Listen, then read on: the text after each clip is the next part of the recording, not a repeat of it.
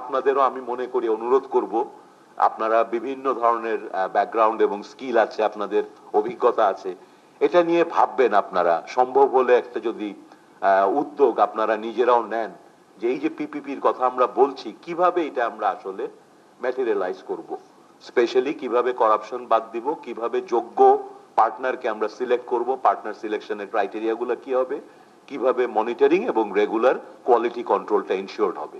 আপনাদেরকে এই কারণে বলছি, আমি জানি যে এই ধরনের বিভিন্ন প্রজেক্ট বিভিন্ন সময় ইউএসএইড ফান্ডের বিভিন্ন এনজিওর সাথে তারা চেষ্টা করেছেন। সুতরাং আপনাদের আসলে অভিজ্ঞতাগুলো আছে বলে আমার ধারণা, এবং কিছু কিছু পলিসি ফ্রেমওয়ার্কও হয়তো আপনাদের এক্সিস্ট করবে কোনো না কোনো পুরনো প্রজেক্টের কাগজপত্রের ভেতরে। আমি মনে করি সেটা রিইনভেন্ট না করে আমরা সেটাকে বের করে এনে যদি এক জায়গায় আমাদের জ্ঞানগুলো এনে আপডেট করতে পারি আমাদের প্রয়োজন অনুসারে, সেটা সরকারের জন্য খুব হেল্পফুল হবে। Korean super spicy flavor Mr. Noodles.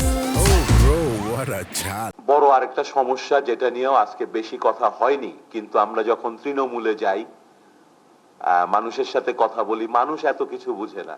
আমি সামারি করে দেখেছি, মানুষের হাসপাতালে যাওয়া নিয়ে বা চিকিৎসা নিয়ে মূল সমস্যা দুই তিনটা, যেটা আমারও সমস্যা, আপনাদেরও হবে। শুধু হাসপাতালে না, যে কোনো জায়গায় গেলে, হাসপাতালে গেলে আরো বেশি অপরিষ্কার। ঢুকতেই যে আউটডোরের জায়গাটা, সেই জায়গায় যে ময়লা, সেই জায়গায় যে কেওস, সেই জায়গায় যে দালালের দৌরাত্ম্য, ওখান থেকেই মূল অসন্তুষ্টিটা আমার কাছে মনে হয়েছে, অন্তত হসপিটাল বেস সার্ভিসের ক্ষেত্রে। তো সেটা নিয়ে আমরা কথা বলি নাই। আর দ্বিতীয় বড় অসন্তোষ হচ্ছে, ওখানে গেলে আমাদের যারা থাকার কথা তাদেরকে রোগীরা পান না।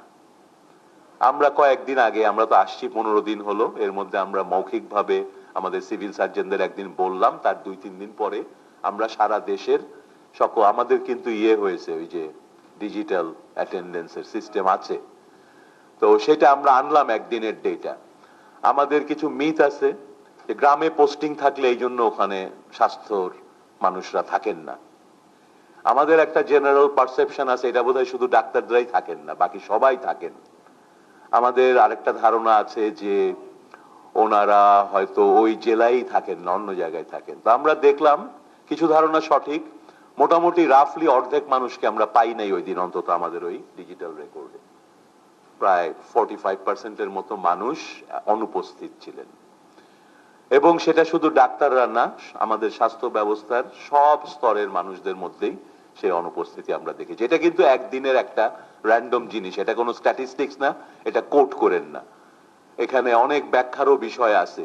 হ্যাঁ, শিফটে গেলে টাইম নিয়ে না হলে মনে হবে অ্যাবসেন্ট, আসলে উনি সারা রাত ডিউটি করে গেছে, অনেক কিছু আছে ব্যাপার।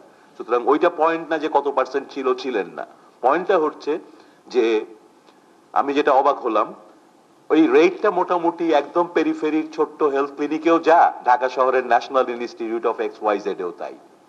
সো আসলে ঢাকায় থাকলেও অনেকে যেতে চান না, আবার গ্রামেও অনেকে যেতে চান না, সমস্যাটা গভীর।